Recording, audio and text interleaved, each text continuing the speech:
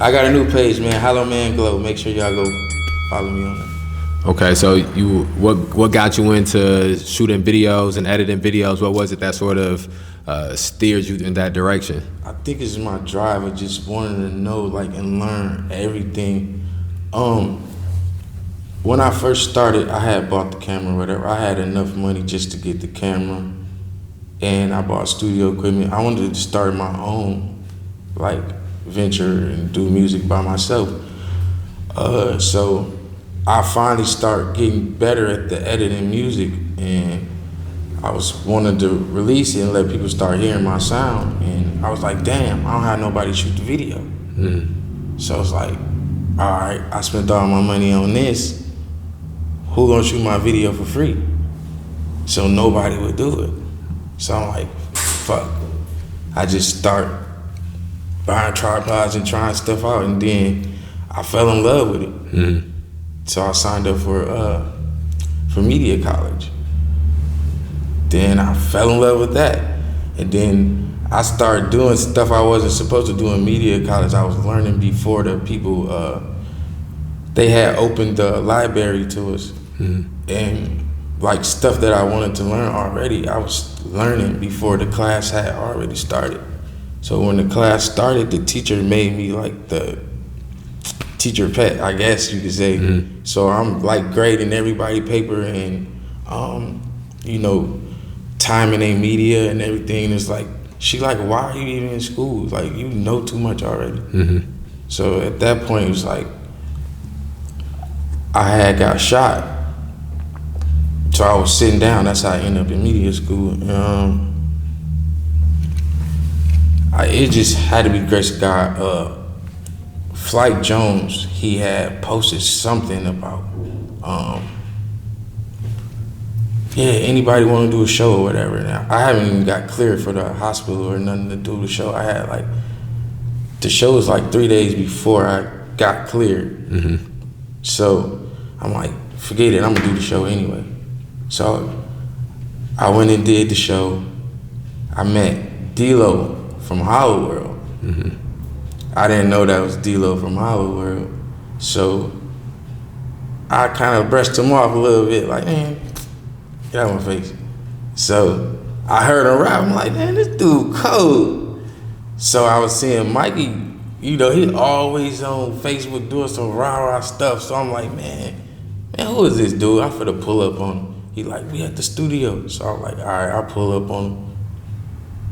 Then it was just, I don't know, it was just like, I had knew them forever or some shit. Okay. And then like, just like we just, from that day on, it was like, damn, I was always up there. And then I showed Mikey my video and shit I had shot. Well, D-Lo had already showed them that. I didn't know. They was already discussing me. So when he seen it, he was like, oh yeah.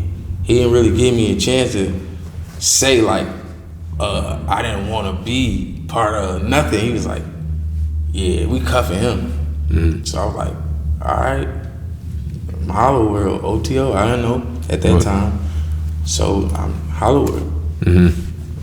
What's been the collaborative experience since that point? What has that collaborative experience been like from that point? You talked about feeling like you just knew him for a long time, and just talk to me about some of those first studio sessions that y'all have had together, or that y'all had together after that. It was rough, I ain't gonna lie. It was rough.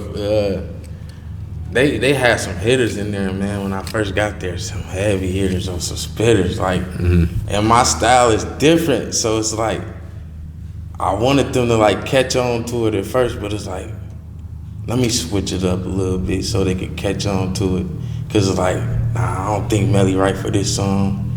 Or, you know, I'll be sitting in that motherfucker like, man, I'll smoke that bitch, y'all let me get on it. Then I don't know what happened. I like, fuck it. I got the opportunity to get on a song with T-Rail.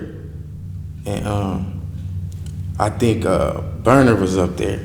He was in the studio, I was there with D-Lo, and I'm making the song. That's How I Got This Way. And Burner, he in there, he like, man, yo, that song gives me chills. And all you can see is like chills all over Burner arm. He like, man, you got something. I'm like, yeah, I told y'all niggas I'm cold. I told y'all I'm cold. Y'all just gotta let me get on this bitch. So I ain't show nobody or whatever. I ain't really tell nobody that T-Rail was gonna be on it. D-Lo was like, man, let me get on it. So I put him on it. But I sent the version to T-Rail and I ended up telling him, get on it. So Burner was like, yeah, let me get on it. I'm like, nah. I sent it and I showed everybody, like, damn, yo, you got T-Rail on this bitch. Yeah, and it was like, damn, from that point on, it's like I've been, like my email is like jumping, like I've been getting record labels. I had a meeting with Atlantic Records. I talked to them. Stars have been trying to buy my songs. It's been going crazy, bro. That's what's up. White folks try to nail me to the cross because they see me walking like I talk. We was front lines, bullets getting tall. And you got the nerve to ask me why I'm wrong. And them sellouts try to Calling my name, I said what you need, I got you, I'm coming. I get it in and then out in the morning. I water whip it, I stretch it out. Then I make it boom when it's in the drop. I vacuum and seal it and push it out. Don't know what it is that you doing, but I bet I could eyeball the zip. Put the pot on the stove and remix. Making plays, I'ma go for the blitz. And I bet I'm on